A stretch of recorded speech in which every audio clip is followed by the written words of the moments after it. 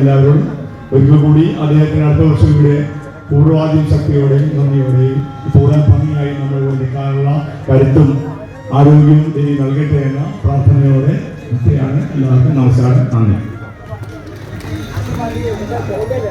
എന്നിരുന്നാലും തോട്ടക്കരയോളത്തിൻ്റെ അംഗം നിലയും മുൻ പ്രസിഡന്റ് എല്ലാം ആയിരുന്ന ഉൾപ്പെടെ ഇവിടെ ഇങ്ങനൊരു ചടങ്ങ് സംഘടിപ്പിച്ച് നൽകിയതിന് ദേവസ്വം ഭാരവാഹികൾക്കും ഈ പറയുന്ന സേവാ സംഘത്തിന് വളരെയധികം നന്ദി പറയാമെങ്കിൽ പറയാം, സന്തോഷമുള്ളൂ. കാരണം നമുക്ക് ഇങ്ങനെയുള്ള മുമ്പോട്ട് വളരെ ചുരുക്കം കിട്ടുക. ഇനിയൊരു ഷഷ്ടിപൂർത്തി ക്ഷേത്ര സേവനായിട്ട് നിൽക്കാൻ കഴിയുന്ന ഒരാളുണ്ടാവില്ല. ചിലപ്പോൾ പറ്റുന്ന രീതിയിൽ പറയാൻ പറ്റുന്നെങ്കിൽ പറയാൻ ചേട്ടൻ ഇല്ല. മറ്റാർക്കെങ്കിലും ഇതിന് പറയണമെങ്കിൽ പറയാൻ കേട്ടോ. അദ്ദേഹത്തിന്റെ അടുത്തറിയാവുന്ന വ്യക്തിത്വങ്ങളാണ് ഇവിടെ ഇരിക്കുന്ന 99% ആളുകൾ. ഇന്നിപ്പോൾ അവരുടെ